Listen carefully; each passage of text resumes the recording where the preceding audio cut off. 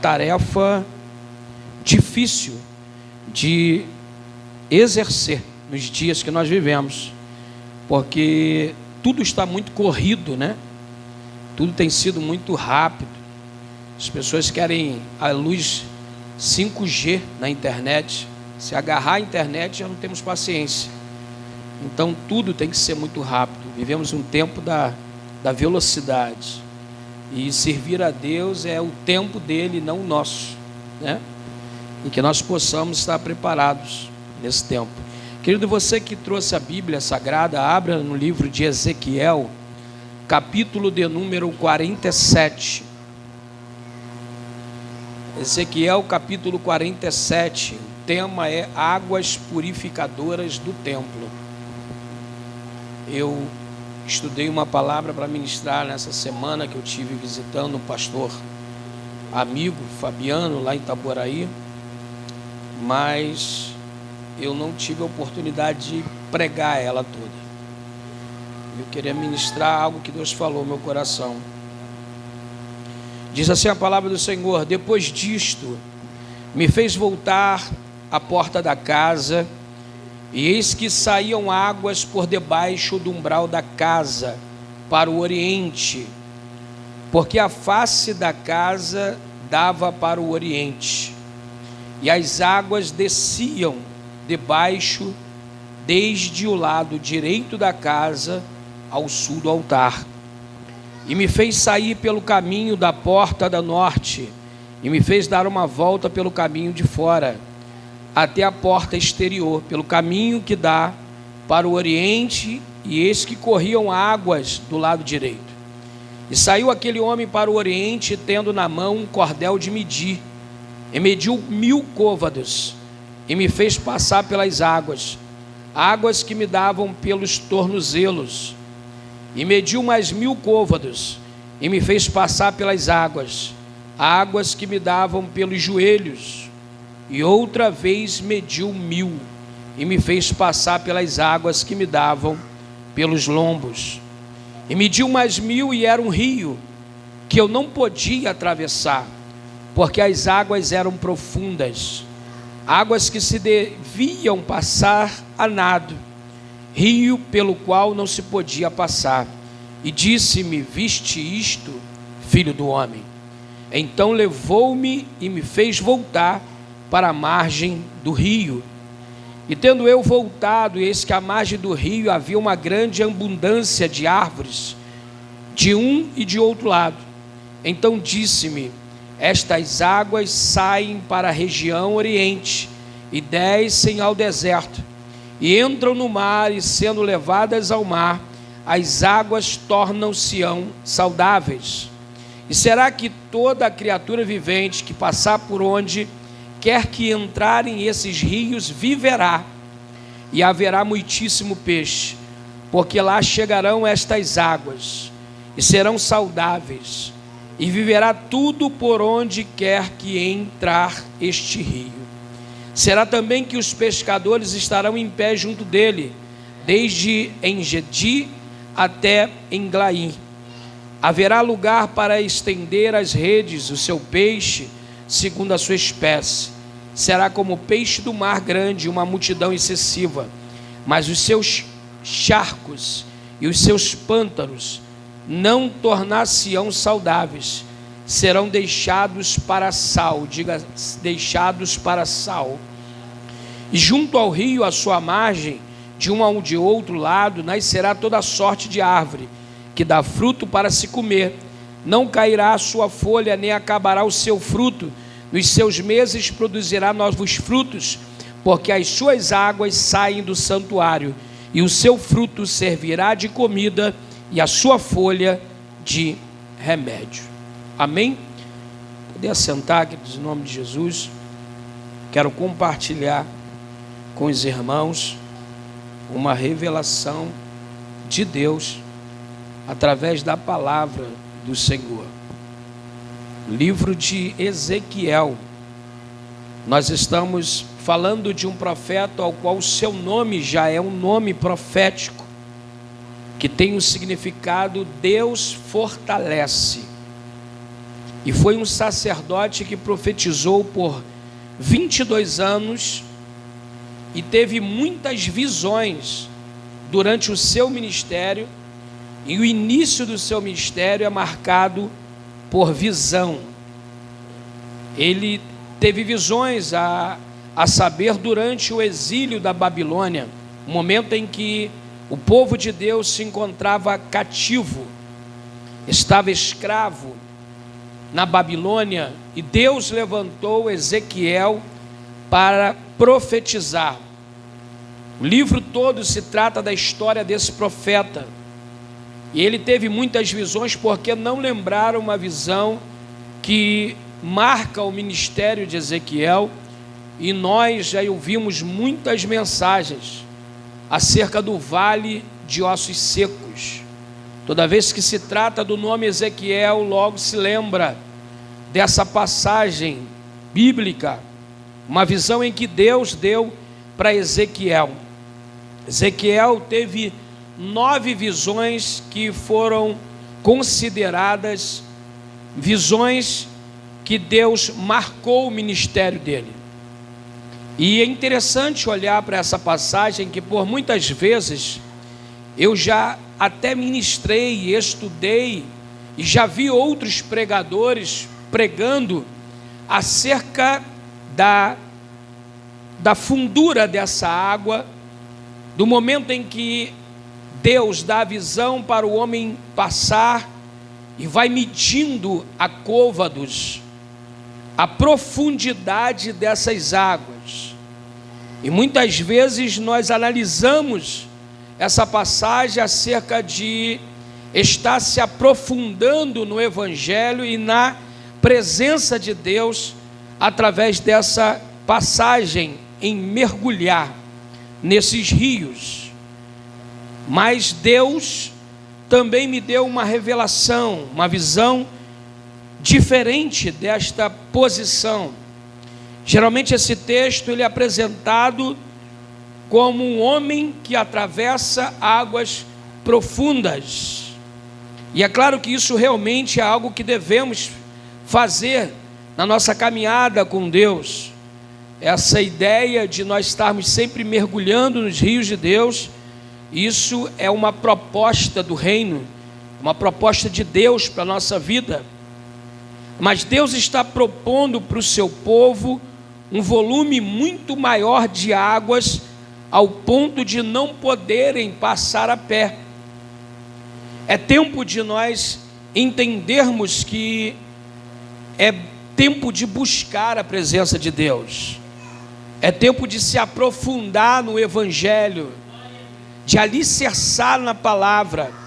E é interessante que essas águas que o Senhor apresenta em Ezequiel capítulo 47 tem um poder de cura, tem um poder de dar vida, e isso simboliza o Evangelho de Cristo, ao qual nós anunciamos para a vida daqueles que estão mortos no pecado. Mas uma coisa Deus me chamou foi sobre o templo. O templo me chama a atenção, porque biblicamente essa água que corre do templo, a Bíblia diz que nós somos casa, templo do Espírito Santo. Logo eu entendo que essas águas que correm do templo, que simboliza uma casa espiritual, elas também atravessam e direcionam até o Mar Morto. E quem conhece um pouco da geografia e tipo de vida do Mar Morto, logo vai saber que o Mar Morto tem uma concentração de sal muito grande, não há vida de peixes nem animais. O Mar Morto não cresce nenhum tipo de planta aquática, porque tem muita aglomeração de sal. Daí eu fiquei pensando que o Mar Morto possui uma grande quantidade, algo que biblicamente também nos representa, porque a Bíblia diz que nós damos sabor ao mundo, nós somos sal da terra, nós somos o tempero desse mundo. Nós somos luz e sal, sal dessa terra. Então, daí uma coisa, o Senhor gritou ao meu coração, através dessa passagem bíblica.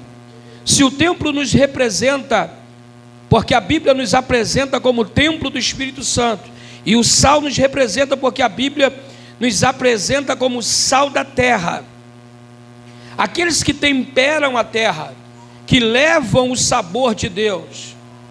Então é interessante olhar para a Escritura Sagrada, porque entendemos que se a casa sai águas que correm para o Mar Morto, e se nós somos esse templo, essas águas que correm da nossa vida, elas vão alcançar aquilo que está morto para trazer vida.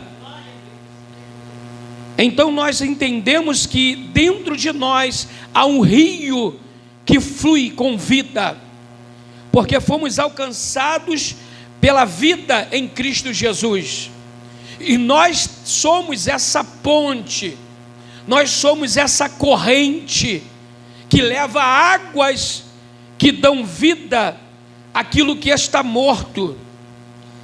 As nossas águas, elas vão ser direcionadas para poder trazer vida a pessoas que estão lá fora, que não conhecem o Evangelho, que estão no pecado.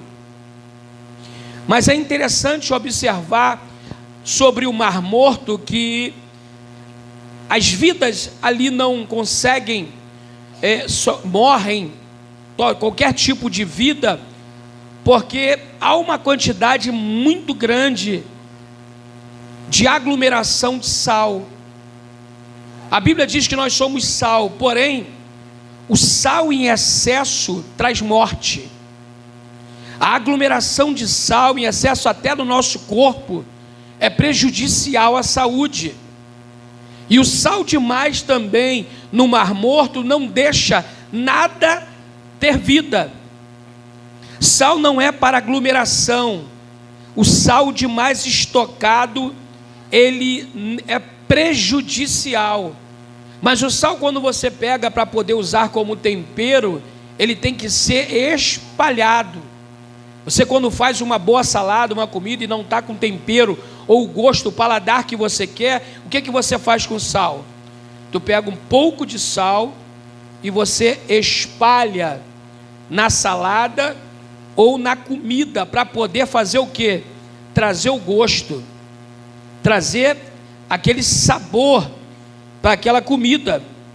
E hoje, quando nós olhamos para a Escritura e entendemos que somos chamados de sal, observamos a casa, o templo, e esse templo é a igreja, aonde há uma grande aglomeração de sal, aglomeração de pessoas, aonde pessoas não entendem que o Evangelho é sair para espalhar esse sal.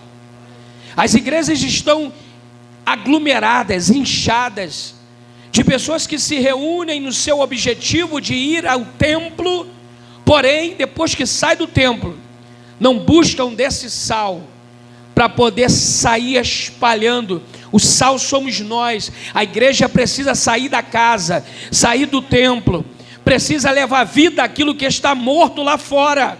Oh, glória a Deus. A maioria dos cristãos estão numa inércia, olhando pela uma ótica de regra, que templos lotados são templos que estão dando resultados. A igreja está enclausurada em espaço. Existe um tempo de grandes igrejas cheias, mas que não saem para testemunhar, que não saem para ministrar as boas novas, anunciar a volta de Jesus, pregar o evangelho da salvação. E é um risco muito grande quando nós nos tornamos sal aglomerado, porque tem muitas pessoas que estão dentro da igreja, dentro do templo, mas enfermas espiritualmente, porque estão muito aglomeradas, cheias de sal, e não saem para poder levar vida, tempero na vida de outras pessoas. Jesus nos ensinou, pregando o evangelho, dizendo, anunciando que arrependei-vos, porque é chegado o reino dos céus, pregando a quebrantamento, as boas novas, falando da salvação. E nossas igrejas é a hora de nós começarmos a multiplicar essa vida, a pararmos de nos preocupar em ficar fechado em templo e investir em missões, investir em pregar a palavra de vida eterna, porque enquanto nós estamos fechados, há pessoas morrendo, vidas que não estão sendo alcançadas, o evangelho está deixando de ser pregado, as pessoas estão passando mais tempo dentro de suas casas, em internet, na frente de seus celulares, do que pregando o evangelho para vidas que necessitam de alimento verdadeiro. A igreja precisa dar sabor, a igreja precisa anunciar as boas novas, a igreja precisa trazer cura para os enfermos, a igreja precisa dar frutos, frutificar, trazer equilíbrio à vida de outras pessoas. Está na hora de nós entendermos que a obra que o Senhor fez em nossa vida, flui de dentro de nós um rio de águas vivas. Nós precisamos ser esse templo que corre água de dentro, que corre na direção do Mar Morto. Esse Mar Morto, nessa noite, diante dessa palavra, são várias vidas que estão lá fora. Esse Mar Morto representa o mundo que está no pecado, vidas que estão cegas nos seus delitos e pecados, que estão se contaminando com as impurezas do mundo, se alimentando de coisas que não agradam o coração de Deus. E quem é que vai tirar essa fenda dos olhos desse mundo? Quem é que vai tirar, alimentar com o alimento que dá vida, matar a sede dessas pessoas com água da vida eterna? Somente aqueles que dão sabor, aqueles que foram salvos e entendem que a missão é salvar outras vidas, é alcançar outras vidas. O evangelho sem buscar vidas não é evangelho.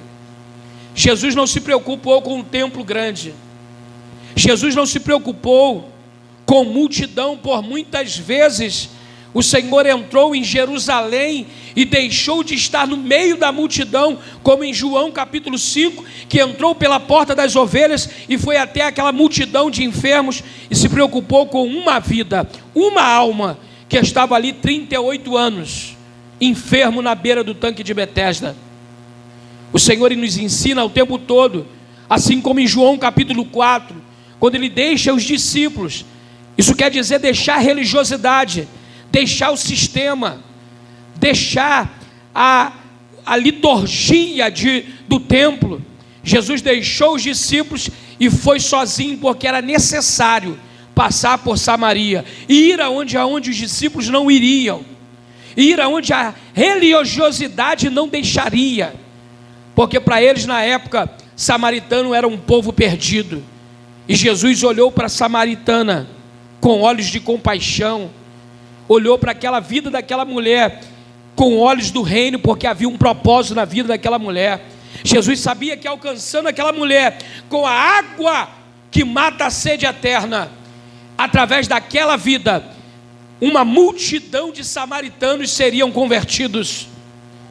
E se você olhar a Bíblia Sagrada um pouco mais à frente, estudar a história dessa mulher samaritana, você vai ver que aquele impacto que Jesus causou na vida daquela mulher alcançou e quebrou uma religiosidade na vida de uma multidão de samaritanos.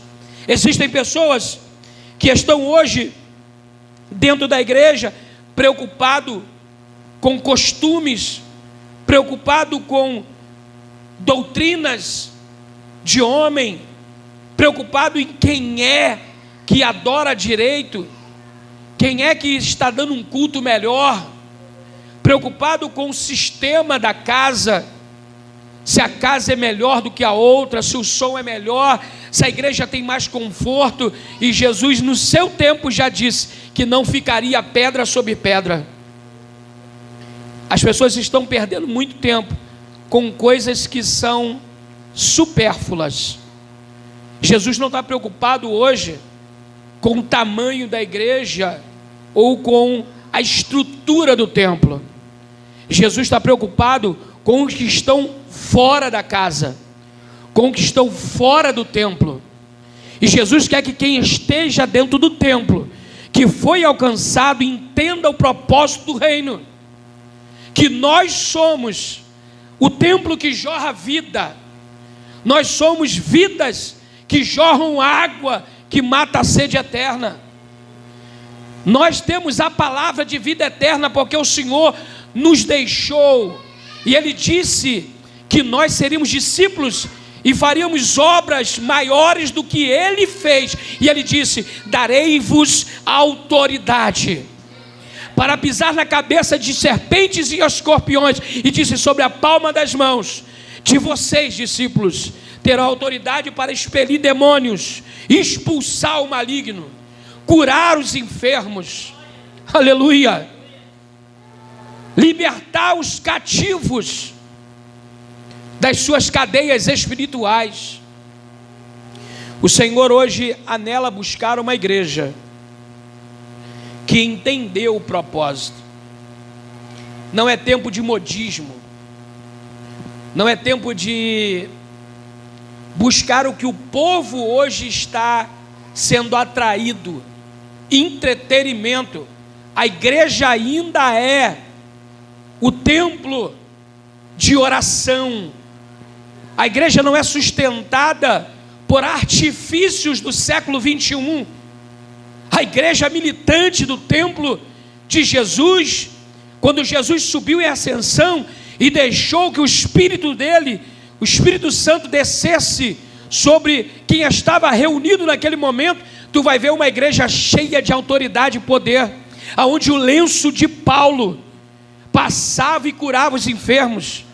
Você vai encontrar Pedro cheio de autoridade, pregando a palavra, e quase 3.000 almas se convertendo ao reino de Deus. Uma igreja que não tinha holofotes, uma igreja que não tinha recursos de homem, mas tinha um recurso do céu.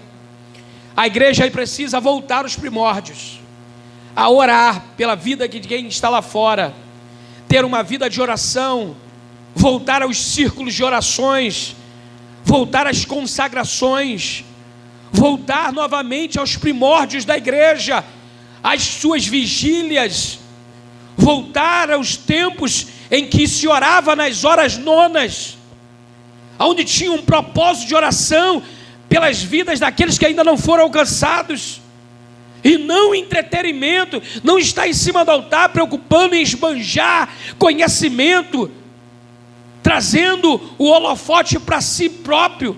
Pregadores e pastores que estão preocupados em aplausos. O momento não é esse.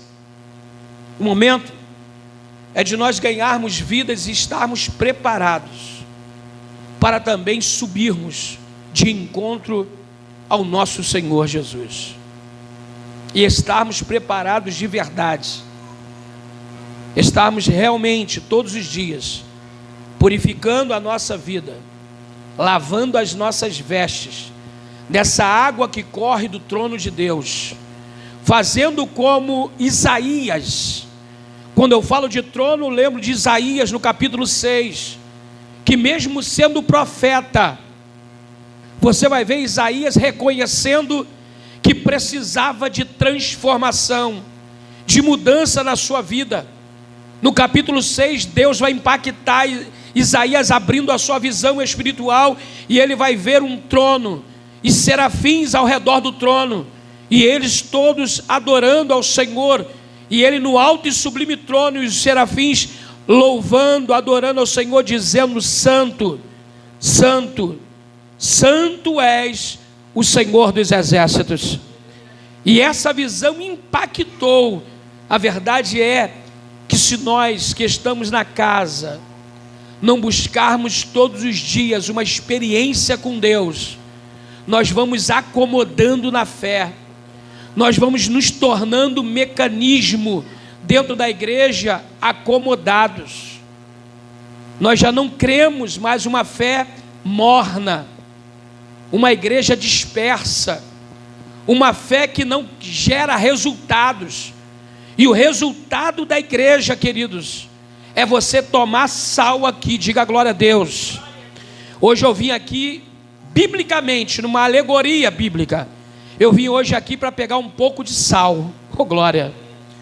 Porque eu estava perdendo o tempero. Toda vez que eu fico sem ir à igreja, você começa a perder o sabor, querido. Sabe o que é isso? É o crente que para de ir à igreja, perde o prazer de estar na casa do Senhor, irmãos, e ele começa a perder aquele brilho na sua face, o brilho dos seus olhos, a alegria do Espírito Santo. A pior coisa que tem na casa do Senhor é alguém que um dia manifestava o poder de Deus, que um dia tinha intimidade com o Espírito Santo, que um dia resplandecia a luz do Senhor, e de repente vai se apagando, como uma lamparina. Em Samuel capítulo 3, 1 Samuel, quando o Senhor encontrou Samuel, a lâmpada do Senhor estava se apagando no templo, porque o sacerdote dormia. O sumo sacerdote Eli estava ficando cego, seus filhos no pecado. E o que nós estamos vivendo nessa geração agora, as pessoas que estão se emprenhando pela internet, se emprenhando pela coisa futurística hoje, o século 21 atrativo do mundo, e entrando pelas igrejas, as coisas de fora trazendo para a igreja, quando na verdade a proposta do reino é: o sal não pode aglomerar. Aleluia. Entenda isso. Sal demais mata. Eu vou até dar uma caminhada essa semana por isso. O sal em excesso traz morte, mas o sal colocado, espalhado, diga sal espalhado. Deus não quer que você fique grudado dentro de igreja. Deus quer que você venha para pegar sal e temperar o mundo. Deus quer que nós venhamos ser esse tempero na vida de pessoas que não conhecem esse sabor do Evangelho. E outra, Deus não quer que vidas que estão na igreja também percam o seu sabor. Igrejas que estão vindo para, crentes que vão para a casa do Senhor, mas já não tem mais o prazer, a alegria, irmãos. São motivados por tudo, menos por estar buscando a face do Senhor. Santificação. Sem santificação é impossível de agradar a Deus e de chegar ao Senhor. Tudo corrobora para nós pecarmos. O mundo oferece 1 milhão de caminhos para nós estarmos errando até mesmo dentro da casa, do templo. E esse é o perigo que nós corremos quando a gente vem para a igreja sem um propósito do reino. Quando a gente vem para a igreja, primeiro, somente para pedir algo para a gente, aglomera sal. Eu vim hoje no culto porque eu preciso de uma vitória, sal só para mim. Eu vim no culto porque eu preciso de uma porta aberta, só para mim, sal para mim. Estou eu juntando sal. Entrei na casa do Senhor para quê? Não é para aprender nada, é só para receber uma revelação. Sal para mim. E eu vou fazendo o quê? Vou me enchendo de sal, me salgando. Sal em excesso. E não compartilho o que eu recebo do reino lá fora. Que essa palavra venha falar aos nossos corações, que possamos despertar, irmãos. Não é você deixar de trabalhar para ficar na rua zanzando, com a Bíblia embaixo do braço, com terno e gravata, para dizer que você é crente. Não, irmãos. É você entender o time do reino, é o tempo que Deus prepara para você olhar para alguém que está precisando de uma palavra no seu trabalho, na sua escola, por onde você passa no bairro, dentro da sua família, e dizer: olha, Jesus te ama, Você está pegando um pouco de sal e está espalhando na vida daquela pessoa. Você olha para aquela pessoa que está ali fora, precisando de um abraço. Você abraça aquela pessoa e diz: olha, Jesus tem uma obra na tua vida. Você pegou um pouco do sal que você veio na igreja e espalhou naquela vida, mas não aglomerou sal para você. Que nossa igreja não seja uma aglomeração de sal, mas que nós venhamos espalhar o sal do Senhor.